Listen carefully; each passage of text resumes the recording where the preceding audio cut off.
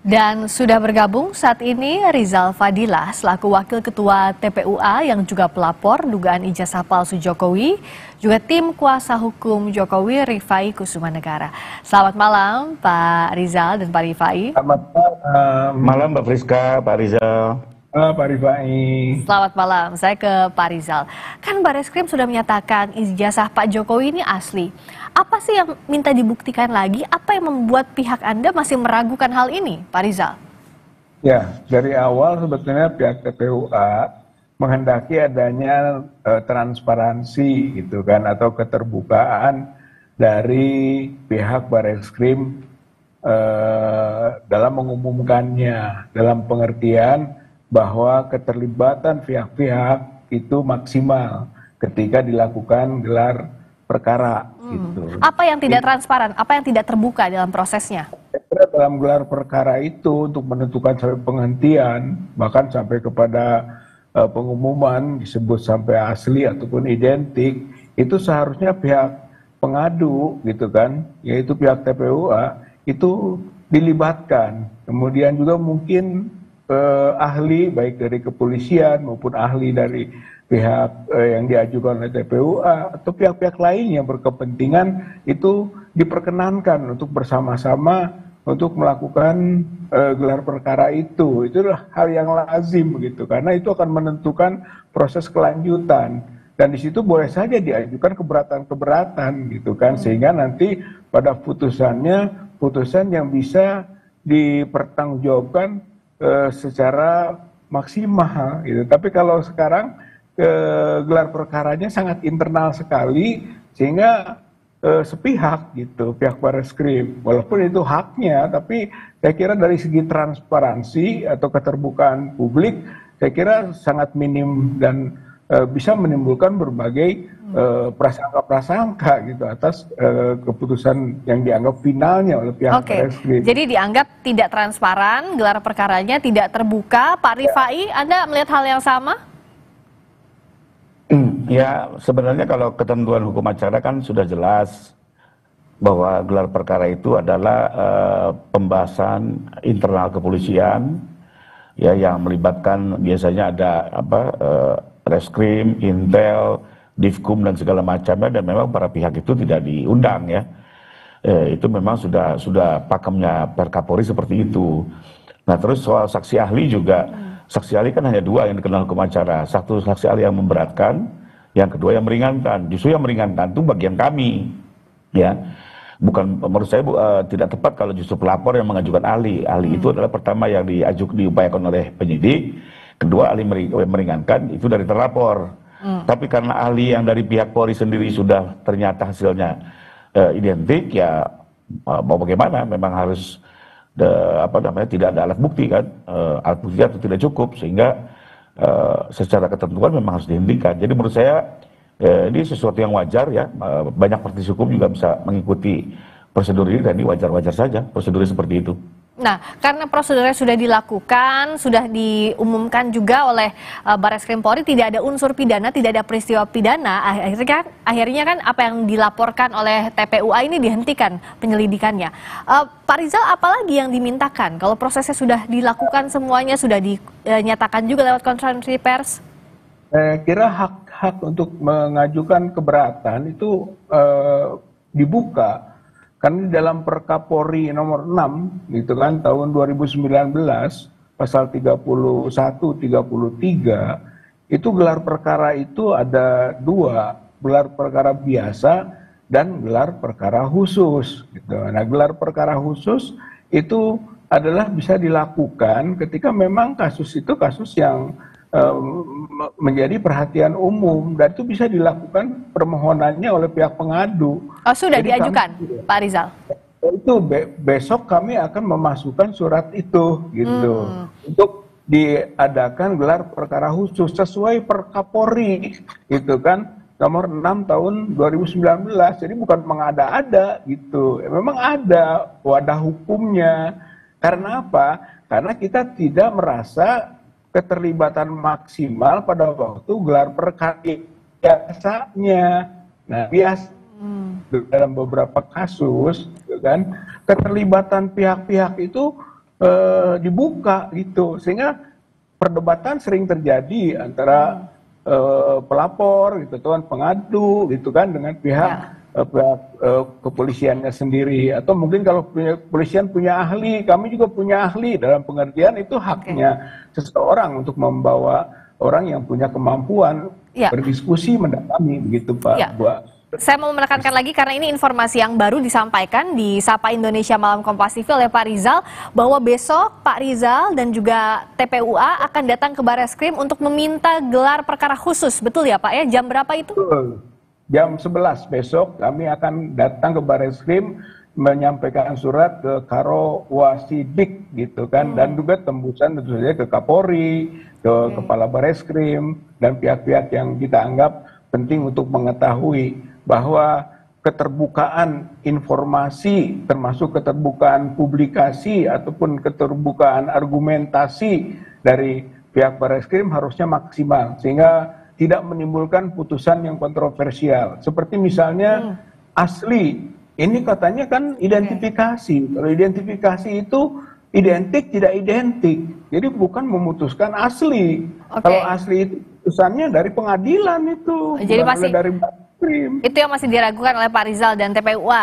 Pak Rifai, itu masih diragukan sampai sekarang, dikatakan bahwa itu tidak harus disampaikan asli tidak asli, tapi identik tidak identik.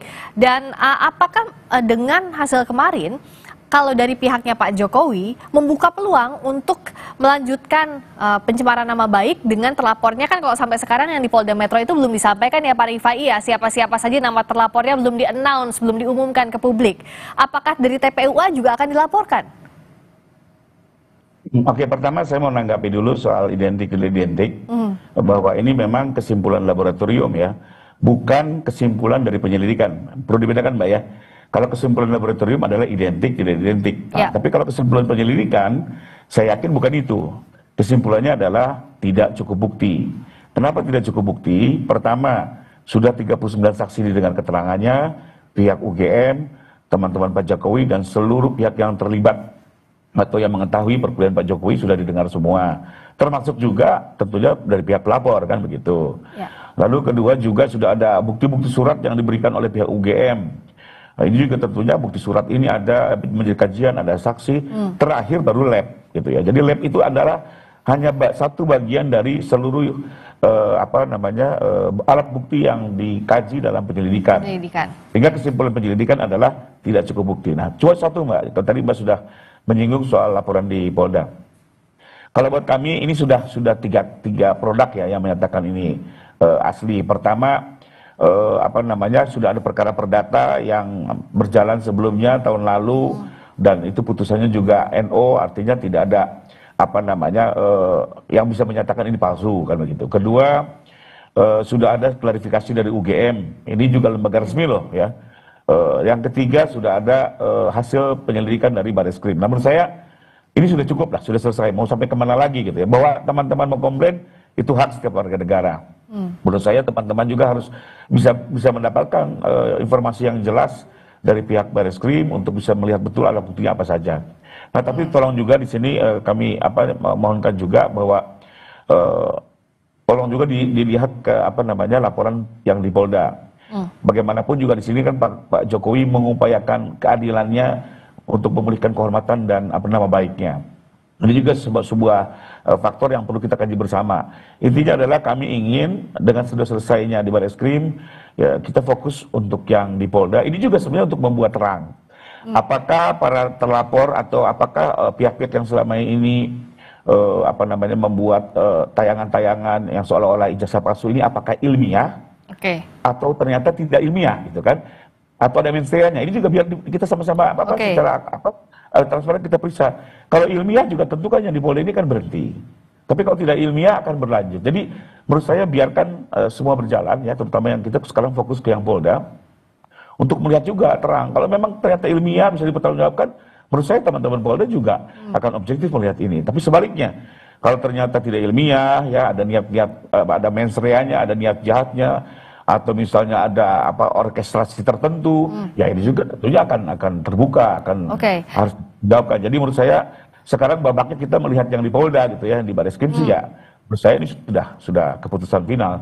Begitu kali. Oke, jadi sekarang kalau dari Pak Rifai, pihak Pak Jokowi fokusnya ke Polda yang laporan pencemaran nama baik dan fitnah. Pak Rizal, apakah siap kalau dari TPUA dan Pak Rizal kawan-kawan ini masuk yang dilaporkan di Polda Metro Jaya soal pencemaran nama baik dengan dasar uji lapor dari Barreskrim Polri salah satunya atau penyelidikan yang dianggap tidak cukup bukti dengan berdasarkan uji lapor tadi?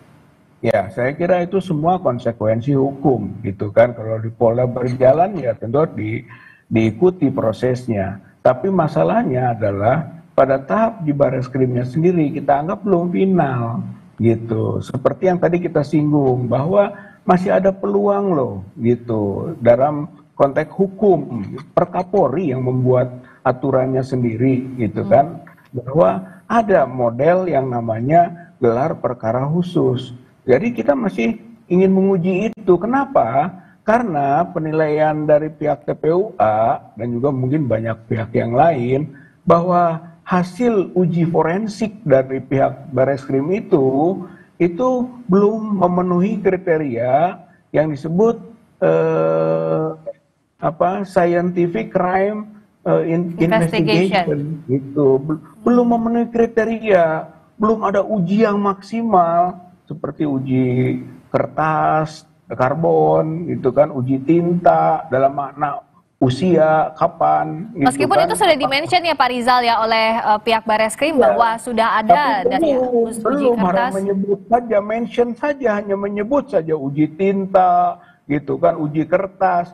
Tapi apa detailnya gitu? Misalnya lembar pengesahan itu kertasnya sama enggak date-nya dengan kontennya skripsi gitu.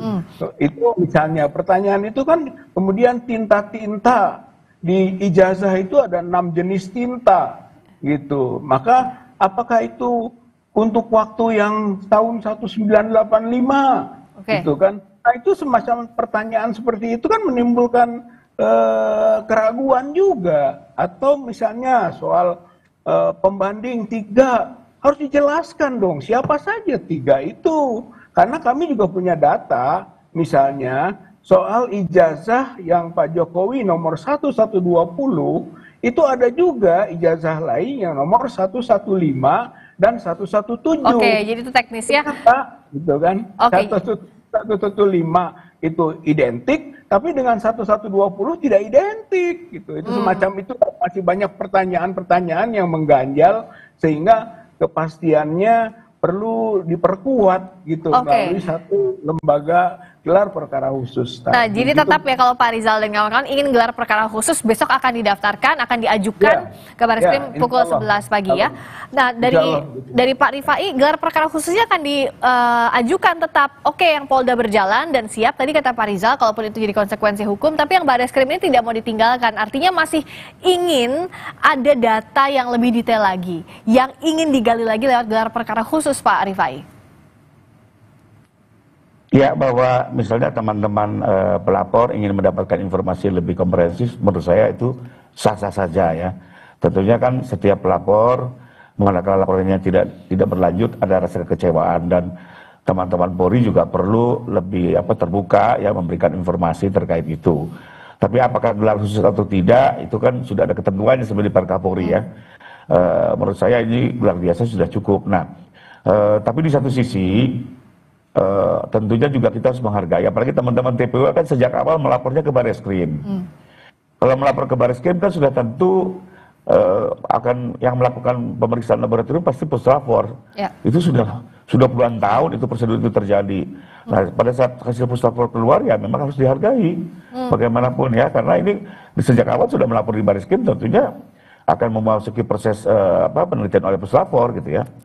Nah, bahwa sekarang ingin mendalami menurut saya sah-sah saja. Tapi kalau menyangkal hasil puslapor menurut saya berlebihan, karena sini sudah bagian dari prosedur. Manakala kita melapor ke Barreskrim, tentunya soal pemalsuan akan ditangani oleh puslapor. Baik. Puslapor sendiri ini lembaga yang sudah lama berdiri Mbak, sejak tahun 54 ya, sudah banyak kasus besar yang ditangani, dari bom, uang palsu segala macam. Ya. Menurut saya profesional lah mereka. Baik, dan kita akan masih memantau bagaimana kelanjutannya, karena kalau sebelumnya dikatakan dihentikan, tapi masih akan diajukan gelar perkara khusus dari pihaknya Pak Rizal. Singkat saja, besok sama siapa saja Pak Rizal, dan siapa saja yang akan datang ke Bareskrim? Ya, saya kira mungkin beberapa pengadu ya, mungkin ada saya, Pak Azam, ataupun beberapa pengurus dari TPUA, mungkin ada teman-teman juga yang biasa bersama-sama dengan TPUA, para aktivis, lalu kuasa hukum juga akan ikut begitu untuk menyiapkan surat tersebut ya, insya Allah gitu. Kita berusaha maksimal, sebab dari sisi TPUA belum menganggap maksimal gitu apa yang dilakukan oleh Bareskrim, walaupun kita mengadu ke Bareskrim, tapi Bareskrim belum maksimal memenuhi kriteria tadi ya. Yang sudah disampaikan tadi ya, kekecewaan atau kekurangan yang masih ingin digali begitu ya Pak Rizal ya.